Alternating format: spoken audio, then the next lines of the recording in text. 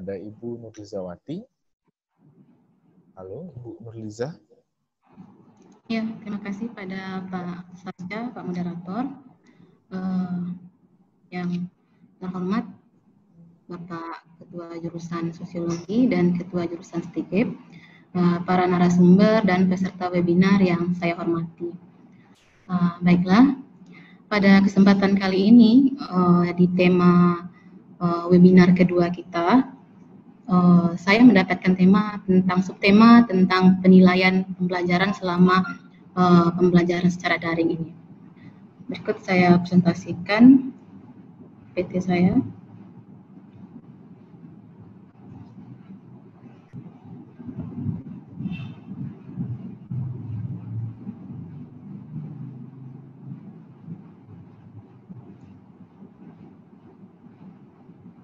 Oke, sudah kelihatan Pak Sarja?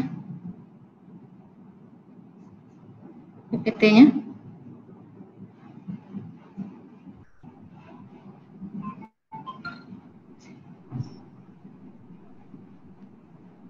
Ya, sudah Bu Liza, sudah kelihatan. Sudah. Baiklah, di sini saya akan memaparkan materi tentang optimalisasi pembelajaran sosiologi, terutama pada penilaian pembelajaran sosiologi secara daring. Nah, ketika pandemi COVID-19 masuk ke Indonesia pada bulan Maret, secara resmi mungkin diumumkan pada 2 Maret, mungkin juga sudah dijelaskan pada materi sebelumnya. Nah, pertambahan jumlah yang penderita COVID yang semakin meningkat, ini mempengaruhi kebijakan-kebijakan di Indonesia, termasuklah kebijakan pendidikan. Nah, salah satunya adalah dengan hadirnya surat edaran Mendikbud nomor 3, bahwa kalau untuk mencegah COVID-19 pada satuan pendidikan, maka kegiatan belajar mengajar pun dilakukan secara daring dalam rangka mencegah penyebarannya. Nah, kemudian selanjutnya pemerintah juga memberikan yang namanya bagaimana sih pelaksanaan pembelajaran secara daring yang akan kita lakukan. Nah, satu yang utama adalah bahwa belajar dari rumah atau BDR melalui pembelajaran daring atau jarak jauh dilaksanakan untuk pengalaman belajar yang bermakna bagi siswa, tanpa terbebani tuntutan menuntaskan seluruh capaian kurikulum untuk kenaikan kelas maupun kelulusan. Jika kita melihat poin pertama ini, maka kementerian kita menginginkan bahwa walaupun kita melakukan pembelajaran daring dari rumah, bahwa pembelajaran sosiologi hendaknya juga memberikan pembelajaran yang bermakna bagi siswa. Walaupun misalkan kita pembelajaran sosiologi mungkin di sekolah memiliki AD yang banyak, kemudian capaian pembelajaran yang banyak, kita tidak dituntut untuk menyelesaikan semua capaian pembelajaran tadi. Namun kita dituntut seperti apa? Bahwa yang kita berikan sebagai guru atau dosen bermakna bagi siswa. Tidak hanya siswa yang menerima konsep-konsep saja, tetapi juga memiliki namanya kebermanfaatannya bagi siswa tadi. Nah, kemudian yang kedua, belajar dari rumah dapat difokuskan pada pendidikan kecakapan hidup, antara lain mengenai pendidikan COVID-19. Nah, kita dituntut bagaimana bahwa siswa ataupun mahasiswa ketika kita belajar dari rumah, mereka punya kecakapan hidup, baik itu bagaimana cara mengatasi, bagaimana solusi ketika mereka harus berhadapan dengan pandemi COVID-19 ini. Nanti akan ada mungkin di slide terakhir saya akan memberikan bagaimana bahwa kita memberikan bahwa keterampilan pada siswa, bagaimana bahwa materi yang kita ajarkan di sekolah itu memberikan dampak ketika dia belajar, memberikan hasil yang baik ketika ada pembelajaran di rumahnya gitu. Nah, kemudian yang ketiga, aktivitas dan tugas pembelajaran belajar dari rumah dapat bervariasi antar siswa sesuai minat dan kondisi masing-masing, termasuk mempertimbangkan kesenjangan akses fasilitas belajar dari rumah. Nah, ini yang kita hadapi bahwa kemarin bahwa akses jaringan atau fasilitas ini merupakan hal yang harus kita hadapi ketika terjadinya perubahan dalam bidang pendidikan ketika kita harus belajar dari rumah. Maka harus ada penyesuaian yang ibaratnya begitu cepat yang harus dilakukan oleh siswa, orang tua siswa maupun guru mengenai bahwa kita akan menggunakan yang namanya IT ketika kita belajar dari rumah. Nah, tentu bagaimana nanti proses penilaian, kita tidak bisa untuk menuntut penilaian yang maksimal ketika ada keterbatasan seperti ini, seperti kesenjangan akses. Yang kemudian yang keempat yang ditekankan oleh pemerintah bahwa bukti atau produk aktivitas belajar dari rumah diberi umpan balik yang bersifat kualitatif dan berguna dari guru tanpa diharuskan memberikan skor atau nilai kuantitatif. Dalam hal ini berarti bukan skornya yang akan dilihat, tetapi bagaimana bahwa pembelajaran ini memiliki makna dan berguna bagi siswa tadi. Nah, ini adalah beberapa problematika, mungkin kemarin juga sudah di-sharing beberapa narasumber kita, para guru-guru dari berbagai daerah di Indonesia. Nah, pertama, mereka mengatakan bahwa akses jaringan internet yang belum merata itu merupakan masalah yang dihadapi oleh siswa, sehingga siswa tidak bisa terlibat dalam proses pembelajaran daring. Nah, kemudian juga ada beberapa kasus juga, siswa juga tidak mampu untuk terlibat dalam pembelajaran daring ini, dikarenakan kondisi ekonomi orang tua yang tidak mampu untuk smartphone. Hal itu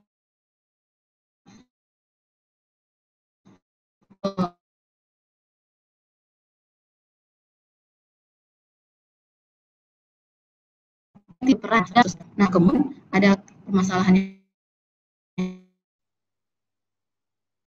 kedua, itu kemudian pembelajaran daring masih kurang. Kita masuk ke dalam perubahan ke dalam pola pembelajaran yang biasanya kita tatap muka, kemudian sekarang tatap maya, maka tentu guru harus mampu untuk menggunakan teknologi informasi ini dan bagaimana teknologi informasi yang paling memudahkan dari kedua belah pihak bisa digunakan. Nah, ini ternyata masih banyak guru-guru yang mengalami keterbatasan sehingga akhirnya ini akan berpengaruh baik itu pada prosesnya yang akhirnya berpengaruh pada bagaimana evaluasinya di akhirnya. Nah, kemudian yang ketiga adalah kurangnya partisipasi orang tua dalam menunjang pembelajaran siswa. Seperti yang Prof. Ferdinand katakan tadi, ada pendampingan. Nah, disinilah ada masalah ketika orang tua tidak melakukan pendampingan pada siswa, pada anaknya ketika di rumah ada pembelajaran, sehingga pembelajaran tidak dapat terjadi dengan optimal. Yang keempat, yaitu adanya penilaian yang tidak objektif. Mungkin disinilah saya awalnya mulai untuk memberikan gambaran bahwa bagaimana sih penilaian yang akan kita lakukan ketika dalam pembelajaran secara daring ini. Penilaian yang tidak objektif dalam hal ini tidak terlepas dari banyaknya kekurangan ketika kita harus beradaptasi dengan pola hidup baru, termasuk bagaimana pola pembelajaran yang baru. Namun kita berusaha untuk mengatasi bagaimana melakukan penilaian yang optimal di ketiga aspek tadi, baik penilaian pada kognitif, afektif, maupun psikomotor. Nah, yang harus beberapa kita perhatikan ketika pembelajaran, yang pertama adalah tentu rancangan pembelajaran. Rancangan pembelajaran merupakan dasar bagi guru untuk melakukan proses pembelajarannya ketika berada dalam kelas, baik kelas tatap muka ataupun di kelas mayanya. Nah, rancangan pembelajaran ketika kita berubah menjadi pembelajaran daring, maka rancangan pembelajarannya pun adalah moda daring gitu.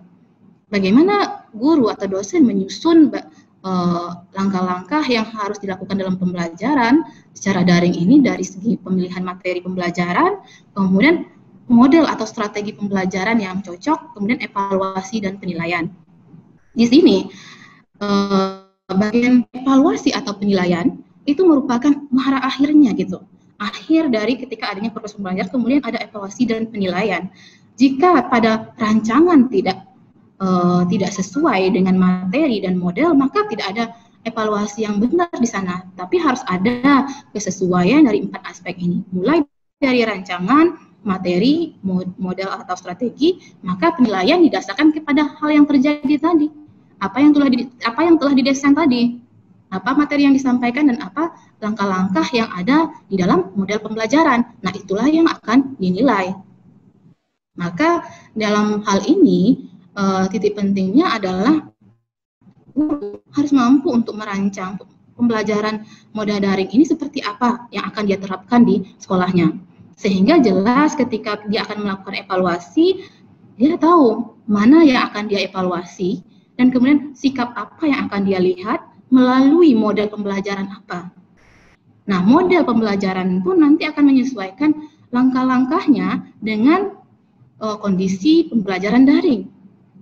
Nah, inilah yang mungkin yang perlu kita optimalisasi dalam proses pembelajaran adalah keempat aspek ini ketika kita melakukan pembelajaran secara daring. Kemudian, berdasarkan surat edaran tadi, surat edaran nomor 4 tahun 2020, maka proses penilaian harus diadaptasi dengan proses pembelajaran secara daring.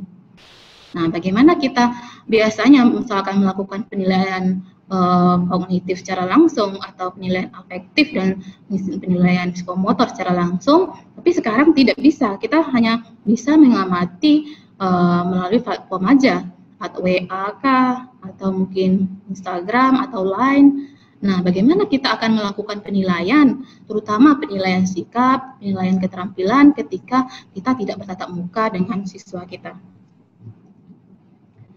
Ini adalah 3 aspek yang akan menjadi bentuk penilaian yang akan kita lakukan kepada siswa kita. Pertama ada penilaian pengetahuan, kegiatan yang dilakukan untuk mengukur penguasaan pengetahuan. Kemudian ada penilaian keterampilan, ada penilaian sikap. Nah, bagaimana teknik penilaiannya? Teknik penilaian tentu haruslah mengalami perubahan dan menyesuaikan dengan situasi new normal saat ini. Karena situasi sekarang tidak memungkinkan kita untuk bertemu dengan siswa, tidak memungkinkan kita untuk melakukan observasi secara langsung. Ketika kita mau memberikan nilai sikap pada siswa, kita tidak bisa mengamati bagaimana sikap sosialnya, sikap spiritualnya.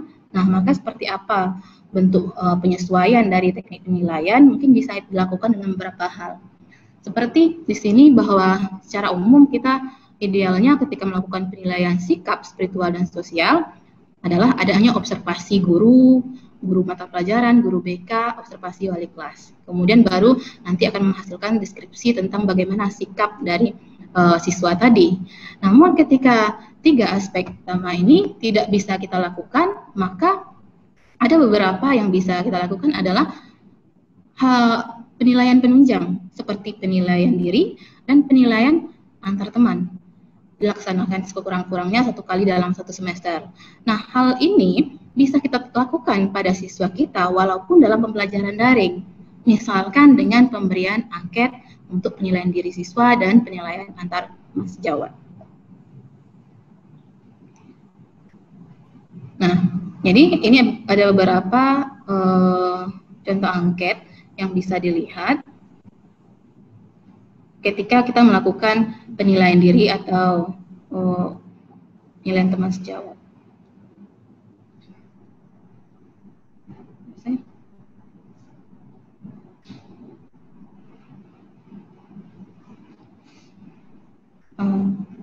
Mungkin harus login dulu ya.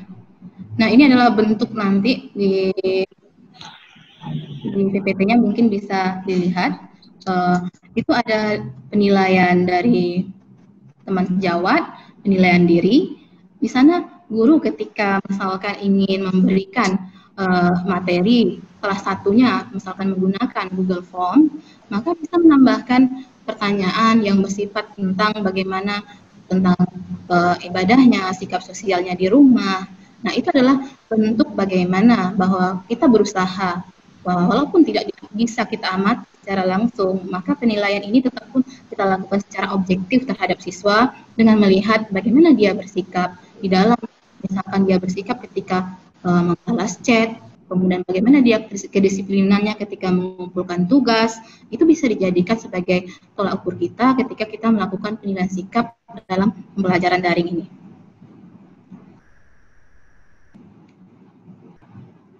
Ini adalah bentuk penilaian teman sejawat. Nah, kalau penilaian ini adalah bentuk lembar angket penilaian teman sejawat melalui Microsoft Office. Nah, di sini kita bisa meminta siswa untuk mengisikan angket yang mereka bisa menggambarkan sikap mereka, kerjasama mereka, kemudian bagaimana sikap spiritual mereka.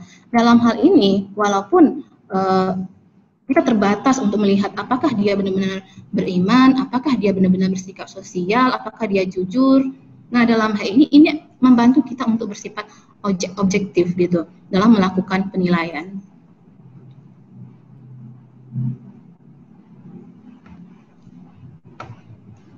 Nah, ini mungkin yang pada umumnya kalau guru lakukan adalah dengan melakukan yang namanya pembelajaran melalui WA.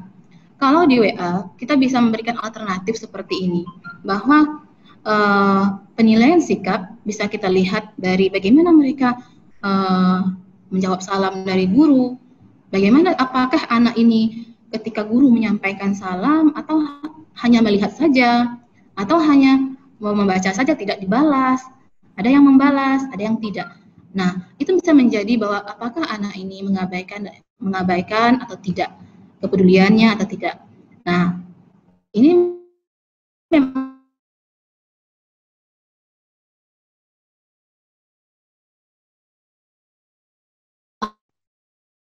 adaptasi. Namun yang terpenting ketika kita melakukan penilaian, tentu kita harus punya angket atau instrumen penilaian. Sehingga seperti permasalahan yang kemarin bahwa kita tidak mampu melakukan penilaian secara objektif, sehingga kita melakukan penilaian secara subjektif.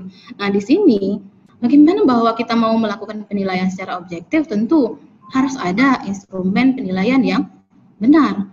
Jadi kita menggunakan alat ukur untuk mengukur bagaimana sikap siswa, bagaimana nanti keterampilannya, bagaimana tingkat kognitifnya. Kita perlukan ketika kita mau melakukan sebuah penilaian. Nah, tentunya bagaimana kita menghasilkan penilaian yang objektif tadi, tentu tidak terlepas dari bahwa pembelajaran ini kan dimulai juga dengan merancang pembelajaran yang benar.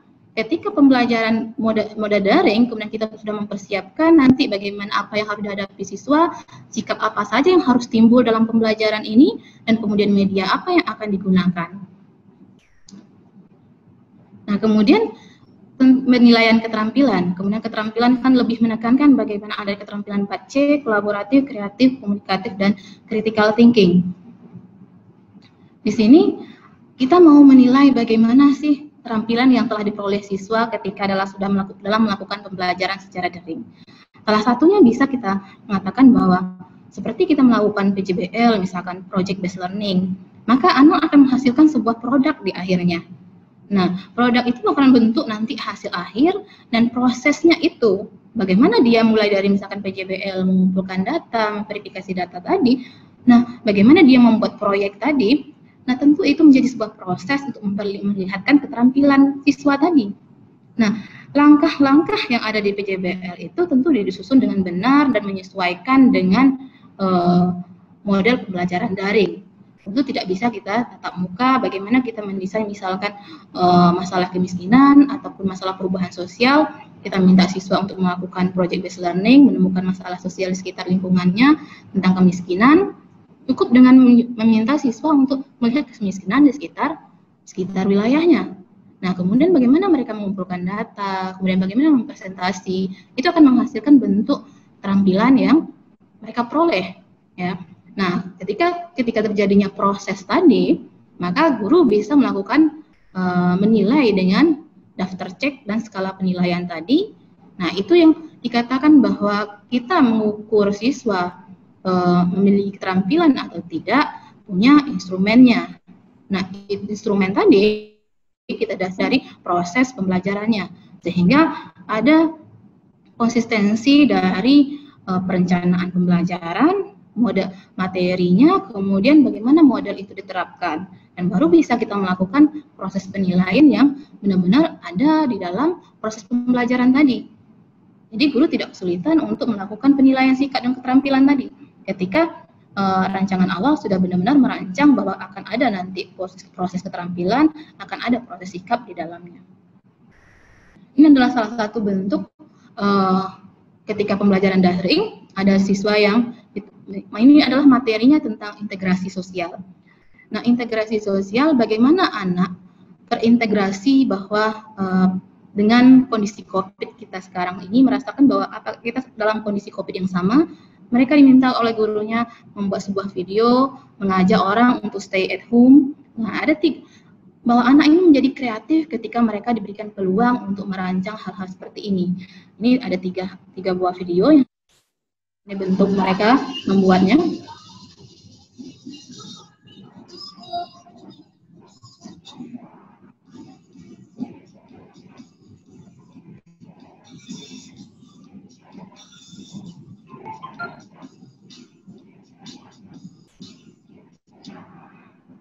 Dan ini yang kedua.